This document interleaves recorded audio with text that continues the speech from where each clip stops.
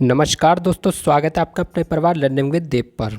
तो दोस्तों, आज ही हमारी यूपी ट्रिपल पैट 2023 के लिए जीके की 25वीं क्लास है, जहां पर आज हम आगे के 25 क्वेश्चंस को देखेंगे। तो दोस्तों, अगर आप हमारे चैनल पर पहली बार आए हैं तो प्लीज़ चैनल को सब्सक्राइब करें, बेल आइकन को प्रेस करें, जिससे हमारी हर क्लास आप तक सबसे पहले पहुँचती रहे। तो आइए फ्रेंड्स, बिना देरी किए शुरू करते हैं। तो दोस्तों, आज का हमारा पहला क्वेश्चन है स्क्रीन पर, अंतर्राष्ट्रीय योग दिवस कब मनाया जाता है। तो दोस्तों, अगर बात की जाए भाई अंतर्राष्ट्रीय योग दिवस की, तो ये मनाया जाता है 21 जून को। कब मनाया जाता है? 21 जून को। ये बहुत ही इंपॉर्टेंट दिवस है। चलिए आगे जानते हैं दोस्तों। आज हम फिर से रिवीजन करेंगे मार्च के दिवस का। तो बताइए, शून्य भेदभाव दिवस कब मनाया जाता है? तो आपका जो शून्य भेदभाव दिवस मनाया था, ये मनाया जाता है 1 मार्च को। ठीक है, ऐसे ही आपका 3 मार्च को मनाया था विश्व वन्यजीव दिवस, 4 मार्च को आपको मनाया जाता है राष्ट्रीय सुरक्षा दिवस, और 7 मार्च को जन औषधि दिवस मनाया जाता है। ऐसे ही 8 मार्च को मनाया जाता है अंतर्राष्ट्रीय महिला दिवस। तो एक बार फिर से रिवीजन करते हैं। चलिए बताइए, 1 मार्च को कौन सा दिवस मनाया जाता है? तो 1 मार्च को मनाया जाता है शून्य भेदभाव दिवस। ऐसे 3 मार्च को मनाया जाता है आपका विश्व वन्यजीव दिवस, 4 मार्च को राष्ट्रीय सुरक्षा दिवस, 7 मार्च को जन औषधि दिवस, और 8 मार्च को अंतर्राष्ट्रीय महिला दिवस मनाया जाता है। चलिए आगे बढ़ते हैं भाई। चलिए बताइए, 9 मार्च को कौन सा दिवस मनाया जाता है? तो वही 9 मार्च को मनाया जाता है आपका विश्व किडनी दिवस। ऐसे ही 10 मार्च को CISF स्थापना दिवस, 14 मार्च को मनाया जाता है अंतर्राष्ट्रीय गणित दिवस, और 15 मार्च को मनाया जाता है विश्व उपभोक्ता अधिकार दिवस। ऐसे ही 16 मार्च को मनाया जाता है राष्ट्रीय टीकाकरण दिवस, और 20 मार्च को मनाया जाता है अंतर्राष्ट्रीय गौरैया दिवस और अंतर्राष्ट्रीय प्रसन्नता दिवस। चलिए बताइए, 21 मार्च को कौन सा दिवस मनाया जाता है? तो भाई 21 मार्च को मनाया जाता है आपका अंतर्राष्ट्रीय वन दिवस। ऐसे ही 22 मार्च को मनाया जाता है विश्व जल दिवस, 23 मार्च को मनाया जाता है विश्व मौसम विज्ञान दिवस और शहीद दिवस, 24 मार्च को विश्व क्षय रोग दिवस, और 27 मार्च को मनाया जाता है विश्व रंगमंच दिवस। 27 मार्च को कौन सा दिवस मनाया जाता है? तो 27 मार्च को मनाया जाता है विश्व रंगमंच दिवस। एक बार फिर से इन दिवस का रिवीजन करेंगे पिछले वाले का। तो बताइए, 9 मार्च को कौन सा दिवस मनाया जाता था? तो वो मनाया जाता है विश्व किडनी दिवस। ऐसे ही 10 मार्च को CISF स्थापना दिवस, 14 मार्च को अंतर्राष्ट्रीय गणित दिवस, और 15 मार्च को विश्व उपभोक्ता अधिकार दिवस, 16 मार्च को राष्ट्रीय टीकाकरण दिवस, और 20 मार्च को अंतर्राष्ट्रीय गौरैया दिवस और अंतर्राष्ट्रीय प्रसन्नता दिवस। चलिए एक बार फिर से इनका रिवीजन करें। बताइए भाई, 21 मार्च को कौन सा दिवस मनाया जाता है? तो ये मनाया जाता है अंतर्राष्ट्रीय वन दिवस। ऐसे ही 22 मार्च को विश्व जल दिवस, 23 मार्च को विश्व मौसम विज्ञान दिवस और शहीद दिवस, 24 मार्च को विश्व क्षय रोग दिवस, और 27 मार्च को मनाया था आपका विश्व रंगमंच दिवस। तो मैं आशा करता हूं दोस्तों, ये वाले आपको याद भी हो चुके होंगे, क्योंकि हमने इनका कई बार रिवीजन भी किया है। अब हम करेंगे अप्रैल के महत्वपूर्ण दिवस का रिवीजन। तो बताइए, अंतर्राष्ट्रीय खदान दिवस कब मनाया जाता है? तो जो अंतर्राष्ट्रीय खदान दिवस है, ये मनाया जाता है 4 अप्रैल को। ठीक है, अंतर्राष्ट्रीय खदान दिवस कब मनाया जाता है? तो ये मनाया जाता है 4 अप्रैल को। ऐसी राष्ट्रीय समुद्री दिवस 5 अप्रैल को, राष्ट्रीय खेल दिवस 6 अप्रैल को, विश्व स्वास्थ्य दिवस 7 अप्रैल को, और विश्व होम्योपैथी दिवस 10 अप्रैल को। ठीक है, विश्व होम्योपैथी दिवस कब मनाया जाता है? तो ये मनाया जाता है 10 अप्रैल को। एक बार फिर से रिवीजन करते हैं। अंतर्राष्ट्रीय खदान दिवस 4 अप्रैल, राष्ट्रीय समुद्री दिवस 5 अप्रैल, विश्व खेल दिवस 6 अप्रैल, विश्व स्वास्थ्य दिवस 7 अप्रैल, और विश्व होम्योपैथी दिवस 10 अप्रैल। विश्व होम्योपैथी दिवस 10 अप्रैल। चलिए एक बार फिर से इनका रिवीजन करते हैं। बताइए, राष्ट्रीय सुरक्षित मातृत्व दिवस कब मनाया जाता है? तो ये मनाया था आपका 11 अप्रैल को। ऐसी समानता दिवस 14 अप्रैल को, विश्व हीमोफीलिया दिवस 17 अप्रैल को। देखिए, जो होम्योपैथी दिवस है वो मनाया था 10 अप्रैल को, और हीमोफीलिया दिवस जो है, विश्व हीमोफीलिया दिवस, तो ये मनाया था आपका 17 अप्रैल को। ठीक है, और विश्व विरासत दिवस 18 अप्रैल को, विश्व यकृत दिवस 19 अप्रैल को, राष्ट्रीय सिविल सेवा दिवस 21 अप्रैल को, विश्व पृथ्वी दिवस 22 अप्रैल को। ठीक है, जो होमोफीलिया दिवस है ये मनाया था 17 अप्रैल को, और होम्योपैथी दिवस ये मनाया था आपका 10 अप्रैल को। ठीक है, चलिए एक बार फिर से रिवीजन करो इनका। राष्ट्रीय सुरक्षित मातृत्व दिवस 11 अप्रैल, समानता दिवस 14 अप्रैल, विश्व हीमोफीलिया दिवस 17 अप्रैल, विश्व विरासत दिवस 18 अप्रैल, विश्व यकृत दिवस 19 अप्रैल, राष्ट्रीय सिविल सेवा दिवस 21 अप्रैल, और विश्व पृथ्वी दिवस 22 अप्रैल। ठीक है, विश्व पृथ्वी दिवस 22 अप्रैल। चलिए बताइए भाई, विश्व पुस्तक दिवस कब मनाया जाता है? तो ये मनाया जाता है आपका 23 अप्रैल को। ठीक है, राष्ट्रीय पंचायती राज दिवस बहुत ही ज़्यादा इंपॉर्टेंट है, 24 अप्रैल को। विश्व मलेरिया दिवस 25 अप्रैल, विश्व बौद्धिक संपदा दिवस 26 अप्रैल, और आयुष्मान भारत दिवस और विश्व पशु चिकित्सा दिवस ये मनाया जाता है आपका 30 अप्रैल को। ठीक है, एक बार फिर से रिवीजन करो भाई। विश्व पुस्तक दिवस 23 अप्रैल, राष्ट्रीय पंचायती राज दिवस 24 अप्रैल, विश्व मलेरिया दिवस 25 अप्रैल। ठीक, विश्व मलेरिया दिवस 25 अप्रैल, विश्व बौद्धिक संपदा दिवस 26 अप्रैल, और आयुष्मान भारत दिवस और विश्व पशु चिकित्सा दिवस ये मनाया जाता है आपका 30 अप्रैल को। तो मैं आशा करता हूँ दोस्तों, ये वाले भी आपको याद हो गए होंगे। और अब हम करेंगे मई के महत्वपूर्ण दिवस का रिवीजन। चलिए बताइए, अंतर्राष्ट्रीय श्रमिक दिवस कब मनाया जाता है? तो ये मनाया जाता है आपका मई के पहले दिन, पहली तारीख को, यानी कि 1 मई को। ऐसे विश्व हास्य दिवस भी मनाया जाता है आपका 1 मई को। अच्छा, विश्व प्रेस स्वतंत्रता दिवस कब मनाया जाता है? तो ये मनाया जाता है 3 मई को। और विश्व अस्थमा दिवस भी आपका 3 मई को मनाया जाता है। विश्व रेड क्रॉस दिवस 8 मई को। और राष्ट्रीय प्रौद्योगिकी दिवस 11 मई को मनाया जाता है। ठीक है, राष्ट्रीय प्रौद्योगिकी दिवस कब मनाया जाता है? तो ये मनाता है 11 मई को। एक बार फिर से रिवीजन करते हैं। अंतर्राष्ट्रीय श्रमिक दिवस 1 मई, विश्व हास्य दिवस 1 मई, विश्व प्रेस स्वतंत्रता दिवस 3 मई और विश्व अस्थमा दिवस 3 मई, विश्व रेड क्रॉस दिवस 8 मई और राष्ट्रीय प्रौद्योगिकी दिवस ये मनाया जाता है आपका 11 मई को। दोस्तों, जब मैं आपको रिवाइज़ कराता हूँ ना, तो एक बार अपनी आंख बंद कर लिया करो और फिर इनका रिवाइज़ करा करो, जिससे आपके मन में तुरंत उत्तर आता रहे। ठीक है, और थोड़ी सी स्पीड हल्की कर लिया करो वीडियो की, जिससे आपको थोड़ा सा सोचने का समय मिल सके, है नहीं है। हालांकि मैं तो ऐसे समझता हूँ कि अब तक तो आपको याद भी हो गए होंगे, लेकिन अगर आपको अभी पक्के पक्के नहीं याद हुए तो अपनी आंख बंद करके और ध्यान से सुना करो और इसको एक बार फिर से रिपीट कर लिया करो, क्योंकि देखो जितनी बार सुनोगे उतना फ़ायदा होगा। हालांकि मैं इसको इसीलिए हर क्लास में लेकर आता हूँ, हर क्लास में मैं लेकर आ रहा हूँ। आप भी देख रहे होंगे, जब से मैंने दिवस पढ़ाना शुरू किया है तब से पहले दिन से लेकर आज तक हर क्लास में आपको दिवस पढ़ा रहा हूँ और लगातार पढ़ाए। जनवरी के भी याद करा दिए, फरवरी के भी करा दिए, मार्च के भी करा दिए और अप्रैल मई पे अभी जोड़ दे रहे हैं। ठीक है, फिर आगे हम करेंगे जून के याद। तो ऐसे ही हम सारे पूरे 1 साल के जितने भी दिवस हैं सबको पढ़ डालेंगे। उसके बाद फिर हम पढ़ेंगे सप्ताह, जो सप्ताह मनाए जाते हैं वो सारे पढ़ लेंगे। ठीक है, चलिए बताइए, अंतर्राष्ट्रीय नर्स दिवस कब मनाया जाता है? तो ये मनाया था आपका 12 मई को। विश्व परिवार दिवस 15 मई को। ठीक है, वैश्विक परिवार दिवस 1 जनवरी को मैंने बताया था और विश्व परिवार दिवस 15 मई को मनाया जाता है। अंतर्राष्ट्रीय संग्रहालय दिवस 18 मई को। ठीक, और विश्व मधुमक्खी दिवस 20 मई को। अंतर्राष्ट्रीय जैव विविधता दिवस ये मनाया था आपका 22 मई को। एक बार फिर से पढ़ो। अंतर्राष्ट्रीय नर्स दिवस 12 मई, अंतर्राष्ट्रीय नर्स दिवस 12 मई, विश्व परिवार दिवस 15 मई, विश्व परिवार दिवस 15 मई, अंतर्राष्ट्रीय संग्रहालय दिवस 18 मई, अंतर्राष्ट्रीय संग्रहालय दिवस 18 मई, विश्व मधुमक्खी दिवस 20 मई, विश्व मधुमक्खी दिवस 20 मई, अंतर्राष्ट्रीय जैव विविधता दिवस 22 मई, अंतर्राष्ट्रीय जैव विविधता दिवस 22 मई। चलिए बताइए भाई, विश्व कछुआ दिवस कब मनाया जाता है? तो ये मनाया था आपका 23 मई को। ठीक है, विश्व कछुआ दिवस 23 मई, राष्ट्रमंडल दिवस 24 मई, राष्ट्रमंडल दिवस 24 मई, विश्व थायराइड दिवस 26 मई, विश्व थायराइड दिवस 26 मई, माउंट एवरेस्ट दिवस 29 मई, माउंट एवरेस्ट दिवस 29 मई और विश्व तंबाकू निषेध दिवस 31 मई, विश्व तंबाकू निषेध दिवस 31 मई। चलिए दोस्तों, नेक्स्ट क्वेश्चन है हमारा, बहुत ही इंपॉर्टेंट क्वेश्चन है ये सारे।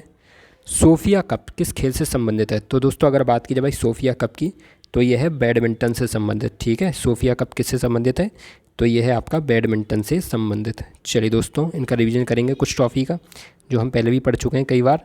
बताइए, उबेर कप किससे संबंधित है? तो दोस्तों जो उबेर कप है ये है आपका बैडमिंटन से संबंधित। ठीक है, उबेर कप है बैडमिंटन से संबंधित। ऐसी नेहरू कप है आपका बास्केटबॉल से संबंधित। ठीक है, और ईरानी कप किससे संबंधित है? ईरानी ट्रॉफी तो ये है आपकी क्रिकेट से संबंधित। ऐसी संतोष ट्रॉफी है फुटबॉल से और रंगास्वामी कप है आपका हॉकी से संबंधित। ठीक है, रंगास्वामी कप किससे संबंधित है? तो ये है आपका हॉकी से। अच्छा, नारंग कप किससे संबंधित है? तो ये बैडमिंटन से। ठीक, मैंने आपकी इसकी ट्रिक बताई थी नहीं कि बैट पर नारंगी रंग की चादर पड़ी है ना, तो इसलिए जो नारंग कप है वो है बैडमिंटन से संबंधित। फेडरेशन कप है आपका वॉलीबॉल से। ठीक, फेडरेशन कप किससे? ये है वॉलीबॉल से। और शतरंज ट्रॉफी है, सॉरी खेतान ट्रॉफी आपकी शतरंज से, खेतान ट्रॉफी है शतरंज से। और डेविस टेनिस, डेविस टेनिस ये तो कतई आपको रट गया होगा, डेविस टेनिस। अच्छा, ध्यानचंद ट्रॉफी किससे संबंधित है? तो ध्यानचंद ट्रॉफी आपकी हॉकी से। डेविस टेनिस, डेविस टेनिस, अभी आपको याद हो गया होगा। चलिए आगे बढ़ो भाई, बताइए रानी झांसी ट्रॉफी किससे संबंधित है? तो ये आपकी क्रिकेट से संबंधित। ऐसी देवधर ट्रॉफी भी आपकी क्रिकेट से है। देवधर ट्रॉफी किससे संबंधित है? तो ये है क्रिकेट से। अच्छा, बेटन कप किससे संबंधित? तो ये है हॉकी से। और दिलीप ट्रॉफी, तो दिलीप ट्रॉफी है क्रिकेट से। ठीक, दिलीप ट्रॉफी किससे है? तो ये है क्रिकेट से। और आगा खां कप है आपका हॉकी से संबंधित। आगा खां कप है हॉकी से संबंधित। चलिए बताइए, राधा मोहन कप किससे संबंधित है? तो जो राधा मोहन कप है वो है आपका पोलो से संबंधित। बोस ट्रॉफी है आपका क्रिकेट से संबंधित। बोस ट्रॉफी है क्रिकेट से संबंधित। Durand cup football, Durand cup football. Thomas cup badminton, Thomas cup badminton. और हॉफमैन कप टेनिस से है। ठीक, थॉमस कप है बैडमिंटन से, डूरंड कप है फुटबॉल से और हॉफमैन कप है आपका टेनिस से संबंधित। हॉफमैन किससे संबंधित है? तो ये है टेनिस से। चलिए दोस्तों, नेक्स्ट क्वेश्चन है हमारा, बताइए भाई बांदीपुर राष्ट्रीय उद्यान कहाँ स्थित है? तो दोस्तों अगर बात की जाए भाई बांदीपुर राष्ट्रीय उद्यान की, तो ये है आपका कर्नाटक में स्थित। कहाँ पर स्थित है? तो ये है आपका कर्नाटक में स्थित। चलिए जानते हैं भाई कुछ राष्ट्रीय उद्यानों के बारे में। तो देखिए कर्नाटक के कौन कौन से राष्ट्रीय उद्यान हैं, तो एक तो है आपका कुद्रेमुख राष्ट्रीय उद्यान। अगर आपसे पूछ रहा है कि बताइए कुद्रेमुख राष्ट्रीय उद्यान कहाँ है, तो वह है आपका कर्नाटक में। ऐसी अंसी राष्ट्रीय उद्यान भी आपका है कर्नाटक में। बनेरघट्टा का राष्ट्रीय उद्यान कर्नाटक में, और नागरहोल राष्ट्रीय उद्यान कर्नाटक में। ठीक है, एक बार फिर से रिवीजन करो भाई। कुद्रेमुख देखो कहाँ से कर्नाटक, कहाँ से कुद्रेमुख, तो कुद्रेमुख राष्ट्रीय उद्यान कर्नाटक, अंसी राष्ट्रीय उद्यान कर्नाटक, बनेरघट्टा राष्ट्रीय उद्यान कर्नाटक, और नागरहोल राष्ट्रीय उद्यान है आपका कर्नाटक में। कहाँ पे भाई, तो ये है आपका कर्नाटक में। चलिए अब हम करेंगे असम के राष्ट्रीय उद्यानों का रिवीजन, जो हम पहले कई बार कर चुके हैं। बताइए भाई काजीरंगा राष्ट्रीय उद्यान कहाँ पर है, तो ये है आपका असम में। ठीक, काजीरंगा राष्ट्रीय उद्यान असम में। नमेरी राष्ट्रीय उद्यान असम, औरंग राष्ट्रीय उद्यान असम, मानस राष्ट्रीय उद्यान असम, और डिब्रू सैखोवा राष्ट्रीय उद्यान है आपका असम में। चलिए बताइए भाई दिहिंग पटकाई राष्ट्रीय उद्यान कहाँ पर है, तो ये भी आपका असम में। और रायमोना राष्ट्रीय उद्यान, तो ये भी है आपका असम में। एक बार फिर से रिवाइज करो, फिर से देख लो इसे। काजीरंगा राष्ट्रीय उद्यान असम, नमेरी राष्ट्रीय उद्यान असम, औरंग राष्ट्रीय उद्यान असम, मानस राष्ट्रीय उद्यान असम, डिब्रू सैखोवा राष्ट्रीय उद्यान असम, दिहिंग पटकाई राष्ट्रीय उद्यान असम, और रायमोना राष्ट्रीय उद्यान असम। ठीक है, रायमोना राष्ट्रीय उद्यान कहाँ पर है, तो ये है आपका असम में। दोस्तों अगर आपको क्लास पसंद आएगी तो प्लीज़ क्लास को लाइक करके चैनल को सब्सक्राइब जरूर करें, और कमेंट बॉक्स में उत्तर जरूर दें कि आपको क्लास कैसी लगी है। ठीक है, और जो बच्चा कमेंट में आंसर देगा, जो आज मैं क्वेश्चन पूछूंगा तो उसका मैं नाम जरूर बताऊंगा। और देखिए जो पिछली क्लास में मैं जो क्वेश्चन पूछा था तो उसका आंसर बताया था नितिन वृंदावन ब्रजवासी करके एक हैं स्टूडेंट, उन्होंने आंसर बताया, तो वो भी कई बार हमारे आंसर को दे चुके हैं। हालांकि उनका पहले मुझे नाम नहीं याद रहता था, उन्होंने कई बार आंसर दिया है। तो पिछली क्लास का जो आंसर है नितिन जी ने दिया है। चलिए बताइए भाई पश्चिम बंगाल के राष्ट्रीय उद्यान कौन कौन से हैं, तो जो जल्दापारा राष्ट्रीय उद्यान है ये है आपका पश्चिम बंगाल में। ठीक, अच्छा गोरुमारा राष्ट्रीय उद्यान भी पश्चिम बंगाल में है, सिंगालीला राष्ट्रीय उद्यान पश्चिम बंगाल, बक्सर राष्ट्रीय उद्यान पश्चिम बंगाल, नौरा वैली राष्ट्रीय उद्यान पश्चिम बंगाल, और बक्सर राष्ट्रीय उद्यान भी है पश्चिम बंगाल। ये 2 बार लिख गया बक्सर राष्ट्रीय उद्यान। चलिए बताइए फिर से रिवीजन करते हैं। जल्दापारा राष्ट्रीय उद्यान पश्चिम बंगाल, गोरुमारा राष्ट्रीय उद्यान पश्चिम बंगाल, सिंगालीला राष्ट्रीय उद्यान पश्चिम बंगाल, बक्सर राष्ट्रीय उद्यान पश्चिम बंगाल, नौरा वैली राष्ट्रीय उद्यान पश्चिम बंगाल में है। नौरा वैली राष्ट्रीय उद्यान कहाँ पर है, तो ये आपका पश्चिम बंगाल में। चलिए दोस्तों नेक्स्ट क्वेश्चन है हमारा आज का, और ये बहुत ही ज़्यादा इंपॉर्टेंट क्वेश्चन है, इसे अभी तक हमने नहीं पढ़ पाया था, आज मैं आपको इसे पढ़ा रहा हूँ। और बहुत ही एकदम बेसिक सी चीज़ है ये, इससे कोई जानना बहुत ज़रूरी है, यहाँ से क्वेश्चन बन सकते हैं। चलिए बताइए सिंधु सभ्यता की उत्तरी सीमा निम्नलिखित में से कौन सी है, तो बताइए मांडा जम्मू है, या सुतका गेंडर बलूचिस्तान में है, आलमगीरपुर उत्तर प्रदेश में, दैमाबाद महाराष्ट्र में है। तो देखो जो सिंधु सभ्यता की जो उत्तरी सीमा है, ठीक है, जो उत्तरी सीमा है वो है मांडा जम्मू में। ठीक, कहाँ पर है भाई, मांडा जम्मू में। इसको हम एक मैप के माध्यम समझेंगे। ये मैं आपके लिए एक मैप लेके आया हूँ, और इसको बिल्कुल इसी तरह से, चाहे तो आप स्क्रीनशॉट ले लो या आप अपनी कॉपी पर नोट कर लो, बिल्कुल इसी तरह से। देखो ये है आपकी सिंधु सभ्यता, ठीक है, ये है आपकी सिंधु सभ्यता। अब हमें देखना है कि कौन सा उत्तरी क्षेत्र है। तो देखो इसके उत्तर में कौन है, तो ये है मांडा। मांडा कहाँ पे पड़ता है, जम्मू कश्मीर में। ठीक, उत्तर में क्या है आपका मांडा। अच्छा इधर पूरब में कौन सा है, पूरब में, तो पूरब में आपका आलमगीरपुर, और आलमगीरपुर कहाँ पे, उत्तर प्रदेश के मेरठ जनपद में। कहाँ पर है ये, तो ये उत्तर प्रदेश के मेरठ जिले में। और दैमाबाद है आपका दक्षिण में। सिंधु सभ्यता का जो दक्षिणी सिरा है वो है दैमाबाद में, और दैमाबाद पड़ता है महाराष्ट्र में। और इसका जो पश्चिमी सिरा है सिंधु सभ्यता का, तो वो कहाँ पर, तो वो है सुतका गेंडोर। और सुतका गेंडोर कहाँ पर पड़ता है, तो ये पड़ता है बलूचिस्तान में। तो मैं आशा करता हूँ इस तरह से मैप के माध्यम से आपको अच्छे से पता चला होगा कि जो सिंधु सभ्यता का उत्तरी सिरा है तो वो है मांडा जम्मू कश्मीर, इसका पूर्वी सिरा है आलमगीरपुर उत्तर प्रदेश, और दक्षिणी सिरा है दैमाबाद महाराष्ट्र, और आपका पश्चिमी सिरा है सुतका गेंडोर बलूचिस्तान। ठीक है, पश्चिमी सिरा कहाँ पर, तो ये है आपका सुतका गेंडोर पश्चिम बंगाल, सॉरी बलूचिस्तान में। चलिए दोस्तों नेक्स्ट क्वेश्चन है हमारा, बिंदुसार की मृत्यु के समय अशोक कहाँ का गवर्नर था। तो दोस्तों जब बिंदुसार की मृत्यु हो गई थी तो उस समय जो अशोक कहाँ का गवर्नर था, तो ये था उज्जैन का गवर्नर, सॉरी ये था आपके उज्जैन का गवर्नर था। अशोक कहाँ का गवर्नर था, तो उस समय अशोक था उज्जैन का गवर्नर। चलिए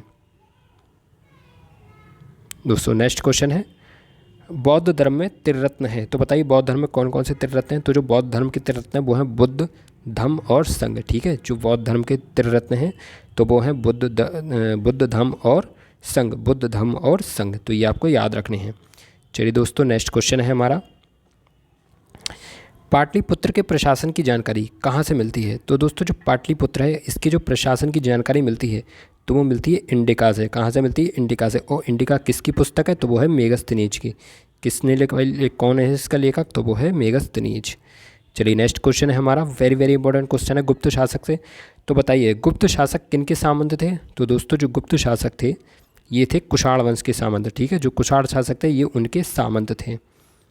और गुप्त काल को ही भारतीय संस्कृति का स्वर्ण युग भी कहा जाता है। मैंने गुप्त काल को आपको बहुत डिटेल में पढ़ाया, जाके देखना जाकर। ठीक है, वहाँ से आप सारे क्वेश्चंस आपके कॉन्सेप्ट क्लियर हो जाएंगे। गुप्त काल को मैंने बहुत डिटेल में पढ़ाया है और वो आपको वीडियो के माध्यम से मिलेगा। आप सारी देखो, अगर आप पहली बार चैनल पर आए हैं तो प्लीज़ जाकर सारी वीडियो को एक तरफ से देखना स्टार्ट कर दीजिए।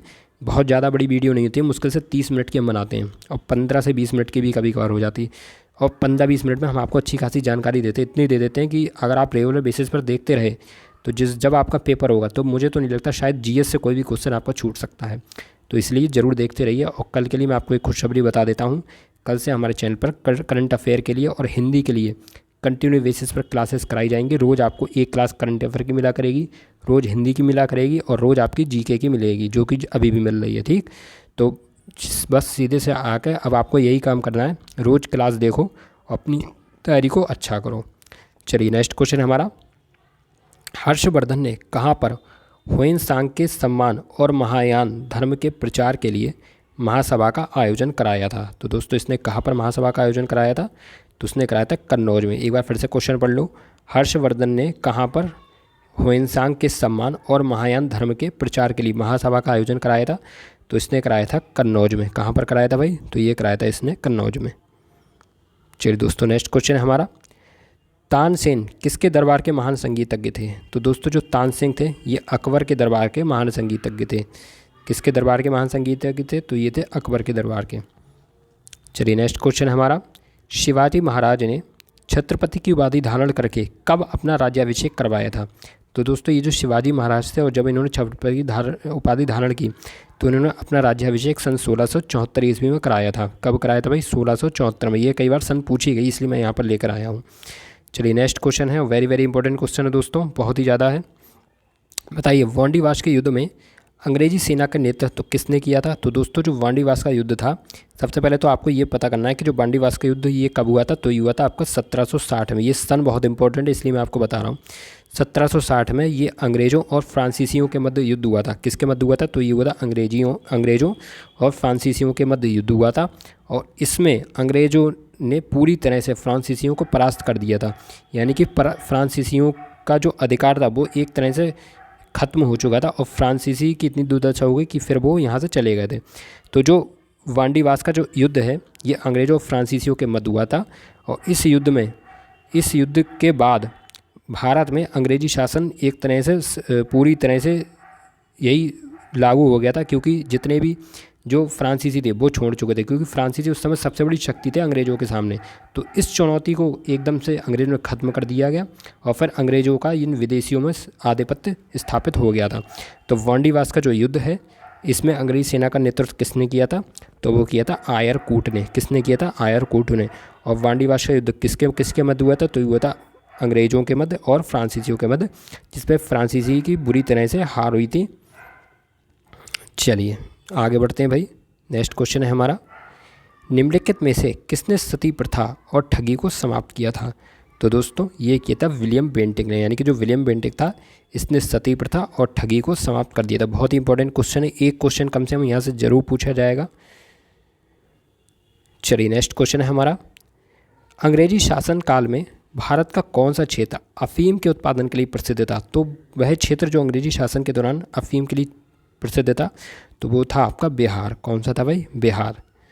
चलिए नेक्स्ट क्वेश्चन है, ब्रह्म समाज की स्थापना राजा राममोहन राय द्वारा कब की गई थी? तो दोस्तों जो ब्रह्म समाज की स्थापना थी ये मैं आपको पहले ही पढ़ा चुका हूँ कि ये तो की थी राजा राममोहन राय ने। ठीक है, और इन्हें भारतीय पुनर्जागरण का अग्रदूत भी कहा जाता है। क्या कहा जाता है भाई? भारतीय पुनर्जागरण का अग्रदूत। और इसकी स्थापना इन्होंने कब की थी? तो ये इन्होंने की थी 1828 ईस्वी में। कब की थी भाई? 1828 ईस्वी में।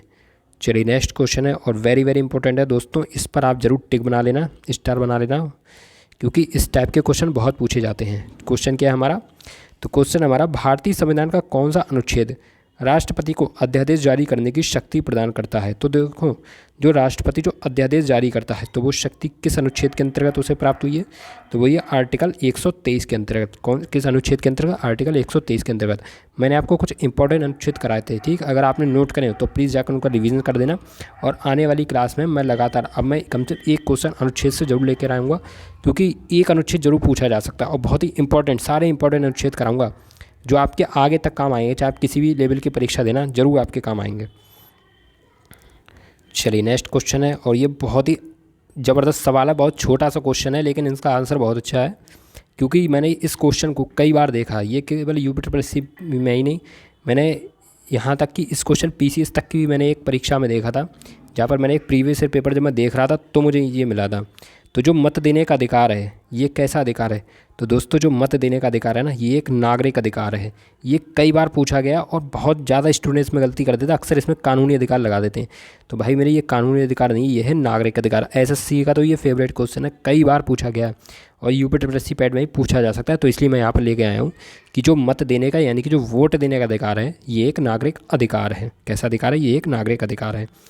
बहुत बार पूछा गया ये वाला क्वेश्चन। चलिए नेक्स्ट क्वेश्चन है हमारा, निम्नलिखित में से किस व्यक्ति ने नीति निर्देशक तत्वों को बैंक की सुविधा अनुसार दे उत्तर दिनांकित चेक कहा है? तो दोस्तों, ये कहा है केटी शाह ने। किसने कहा भाई? केटी शाह ने। क्या कहा इन्होंने नीति निर्देशक तत्वों को बैंक की सुविधा अनुसार दे उत्तर दिनांकित चेक कहा है। तो ये किसने कहा है? तो ये केटी शाह ने कहा है। दोस्तों, इस तरह के जो कथन होते हैं ये भी बहुत इंपॉर्टेंट होते हैं। कभी कभार क्वेश्चन या कथन से ही पूछ लिया जाता है और बस सीधा सीधा कथन पूछेगा, इसके अंदर ज़्यादा डीप जाने की आपको ज़रूरत भी नहीं है। चलिए बताइए नेक्स्ट क्वेश्चन, 73वें संविधान संशोधन द्वारा पंचायती राज संस्थाओं का कार्यकाल निर्धारित है। तो बताओ भाई, जो पंचायती राज संस्थाओं का जो कार्यकाल है ये कितने वर्ष है? तो ये है 5 वर्ष का निर्धारित। कितने वर्ष का निर्धारित है? तो ये आपका 5 वर्ष का तक निर्धारित है। चलिए नेक्स्ट क्वेश्चन है हमारा, बताइए न्यू मूर द्वीप कहाँ स्थित है? तो दोस्तों, जो न्यू मूर द्वीप है ये है आपका बंगाल की खाड़ी में। कहाँ पर स्थित है? तो ये आपका बंगाल की खाड़ी में।